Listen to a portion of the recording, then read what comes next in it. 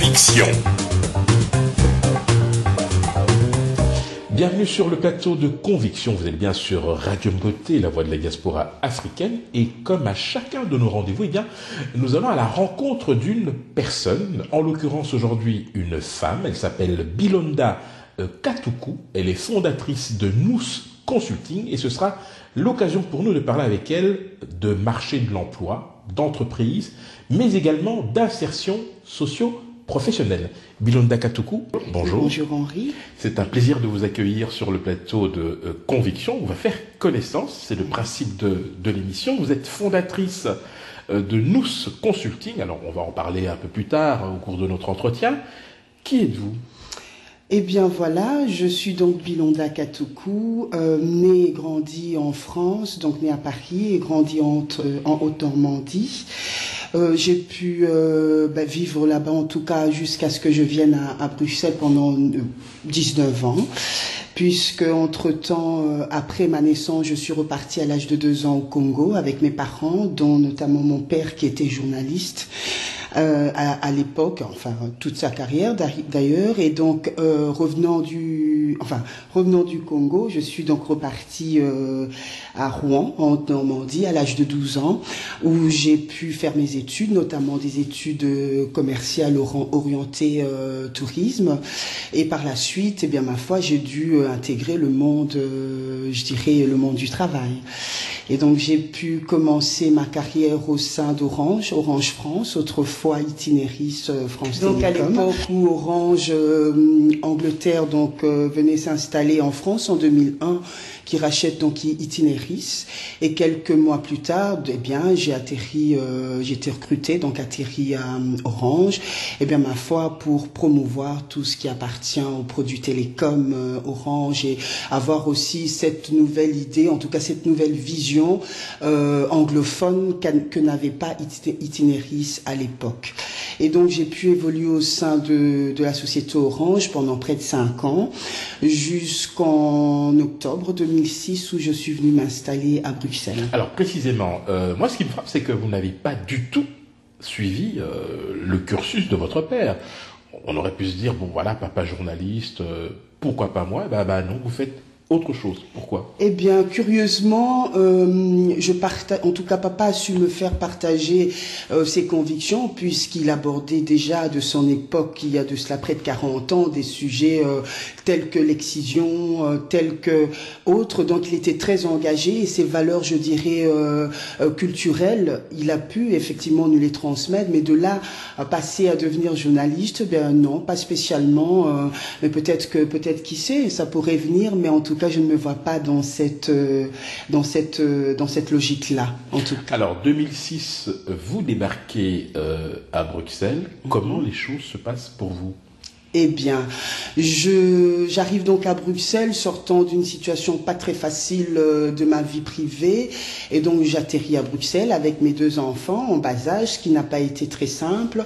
J'ai dû tout de suite, eh bien, alors que je prestais finalement mon préavis chez Orange, je cherchais en même temps du travail ici à Bruxelles, et donc n'ayant pas le néerlandais, bien évidemment, ce n'était pas facile. Donc j'ai dû finalement me rabattre sur un premier emploi que j'ai pu trouver d'ailleurs très facilement en call center, puisque c'est là que j'ai commencé. Et puis ma foi, au bout de 2-3 mois, je réalisais que ça ne me convenait pas, tout simplement. Et donc, de ce fait, j'ai décidé de me lancer à mon compte en tant qu'indépendante, ne connaissant pas les tenants et les aboutissants en région de Bruxelles-Capitale. Je me suis orientée vers Partena, et puis j'ai pu faire le nécessaire, toujours dans la même continuité, à savoir de vente de produits télécoms, puisque c'était là ma spécialité, en tout cas à l'époque. Et donc j'ai dû effectivement aller trouver Monsieur Proximus et lui demander, en tout cas lui proposer mes services. A été très étonné parce que, disons, ma foi, vous n'avez pas d'établissement, je n'ai jamais vu une personne n'ayant pas une surface commerciale voulant vendre nos produits. Eh bien j'ai dû effectivement le tanner, j'imagine, si je puis dire. Et au bout de 2 mois, il a accepté donc de me confier en tout cas son premier revendeur en Belgique, que pour que je puisse Il ne l'a pas travailler. regretté, ça s'est très bien passé. Ça s'est très bien passé, je pourrais dire oui dans un premier temps, mais non, parce que vous savez, lorsque vous êtes salarié et que du jour au lendemain vous n'êtes pas préparé à endosser ce statut d'indépendant, et parce que vous le faites peut-être compte tenu de l'environnement familial qui n'était pas non plus évident à l'époque pour moi, eh bien on regarde plutôt en ce moment-là tout ce qui appartient à la finance en fait. Et donc on se dit, ma foi, on va essayer et puis on verra bien. Alors, le statut d'indépendant n'a pas été facile pour moi, surtout à l'époque, parce qu'il faut pouvoir répondre aux exigences de la clientèle. Et qui plus est, j'ai choisi donc la clientèle business, qui n'est pas des plus faciles, si je puis dire. Et donc, ça a été très compliqué et j'ai dû très vite abandonner au bout de 8-9 mois que j'ai fait ça. Et donc oui, là ça a été encore un deuxième coup parce que j'arrive d'un pays, j'arrive de là où j'ai grandi, donc de Rouen, et je débarque à Bruxelles alors que j'ai l'habitude de venir finalement pour m'amuser, mais ici je me rends compte que je suis installée ici et qu'il faut pouvoir prendre une nouvelle direction à ma vie, en tout cas professionnelle, et ça n'a pas été facile, ça n'a pas été évident. Donc c'est le choc par rapport à la réalité, et tout à fait. Forcément on s'adapte dans ces circonstances. Tout à fait. Qu'est-ce qui se passe dans votre tête à ce moment-là? Qu'est-ce qu'on se dit? Eh bien, j'ai envie de repartir. Voilà, j'ai envie de repartir à Rouen, de retrouver mes repères, ma vie de tous les jours, mes habitudes, mes amis. Parce que ça m'a énormément... Mes amis m'ont manqué au départ. En tout cas, j'ai mis un certain temps à m'adapter. Et puis finalement, on se dit, qu'est-ce qu'il faut faire? Rouen, de toute façon, ce n'est plus possible. J'ai décidé de partir. Et je suis plutôt le genre de personne, quand j'ai déjà franchi le cap, je fonce. Et donc, je me dis, un temps d'arrêt, un temps de réflexion aussi. Et puis, c'est comme ça que quelques mois plus tard, donc, je me retrouvais à la mission locale de Forêt, tout simplement. Alors, pour ceux qui nous suivent, quelle est la mission de la mission locale? Eh bien, la mission locale, de manière générale, donc il faut savoir qu'il en existe 9 en région de Bruxelles-Capitale, et donc leur mission, c'est de pouvoir venir en aide toutes les personnes en difficulté, je dirais, en gros, sociale, en termes d'emploi, en termes de situation irrégulière, en termes d'insertion, tout simplement, socio-professionnelle. Donc c'est là la mission des missions locales, et donc de manière générale les personnes en tout cas qui choisissent, puisque c'est par choix, ou en tout cas ma foi avec l'activation c'est une toute autre question, mais en tout cas dans un premier temps les personnes font le choix d'être accompagnées par la mission locale, ayant l'espoir tout simplement de trouver un emploi. C'est un canal comme un autre que de trouver un emploi. Et vous, très rapidement, on vous confie des responsabilités. Comment tout cela s'est articulé et comment en êtes-vous arrivé là?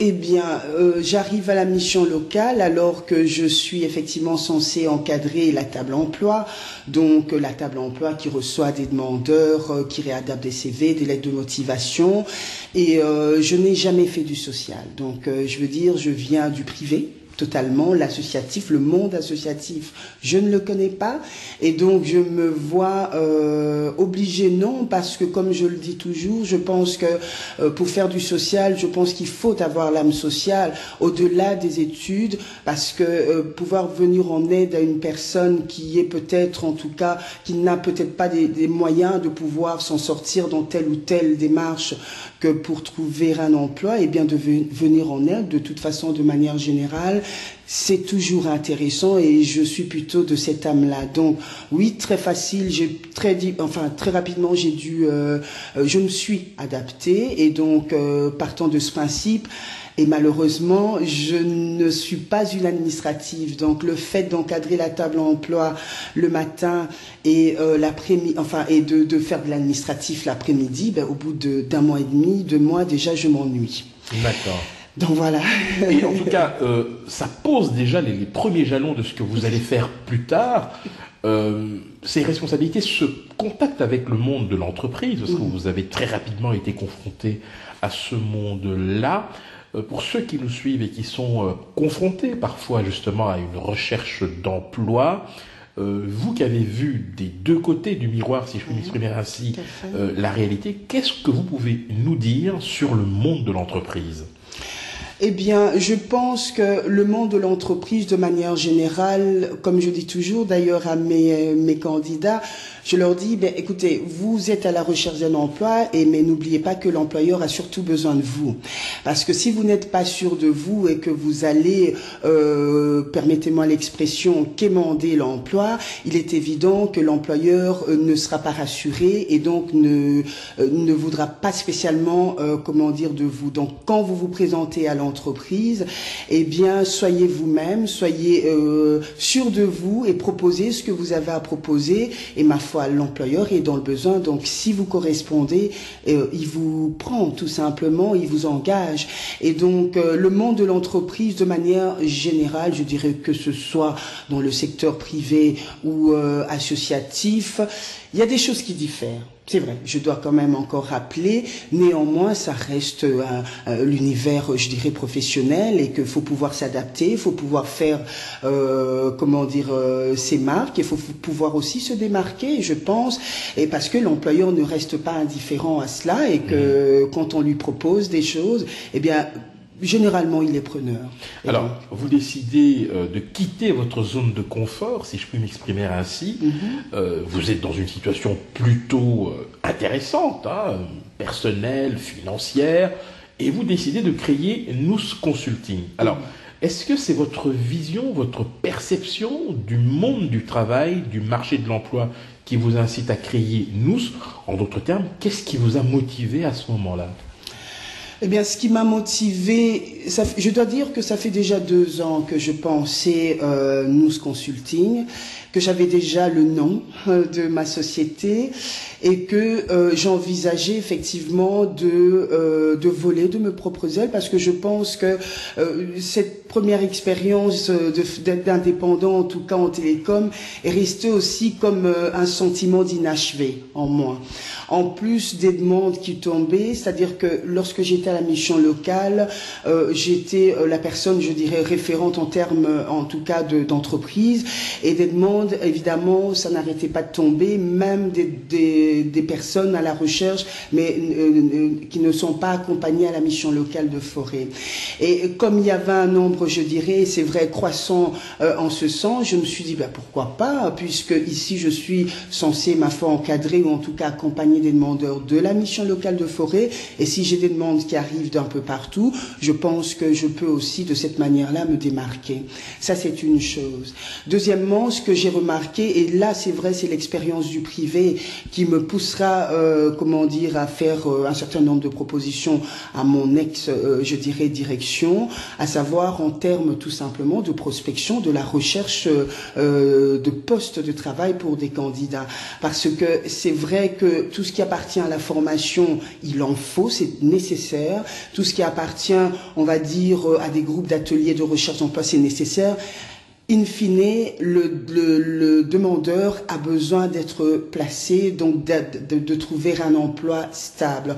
Et pour en tout cas essayer de pouvoir en arriver à cela, il faut se bouger. Comme je disais toujours, ou je dis toujours, donc il faut mettre les moyens nécessaires, des personnes nécessaires que pour aller justement faire ce matching, je dirais, entre l'entreprise et ce public, souvent dit en tout cas éloigné de l'emploi, du monde de travail. Alors précisément, vous dites éloigné, je sais qu'il y a une expression que vous n'aimez pas, une expression infra-qualifiée, mais tout de même, est-ce qu'aujourd'hui on peut dire globalement qu'au niveau de la région Bruxelles-Capitale, ce sont surtout les emplois dits sous-qualifiés qui sont le plus recherchés? Oui. Oui, quand on part du principe que vous avez peu de jeunes qualifiés, ici j'entends les jeunes entre 18 et 30 ans, près de 30% au chômage, donc oui, la question se pose parce que pour ces jeunes-là, il faut d'abord les former, en tout cas leur donner dans un premier temps un emploi qui pourrait correspondre, je dirais, à la moyenne. Néanmoins, ces personnes-là n'ayant pas toujours le bagage nécessaire que pour trouver un emploi comme je dirais, qualifiés, eh bien, dans un premier temps, ces jeunes se rabattent effectivement au premier emploi trouvé. Ce qui fait que vous seriez étonné, mais dans le secteur du nettoyage, par exemple, il y a trop de demandes et peu d'offres.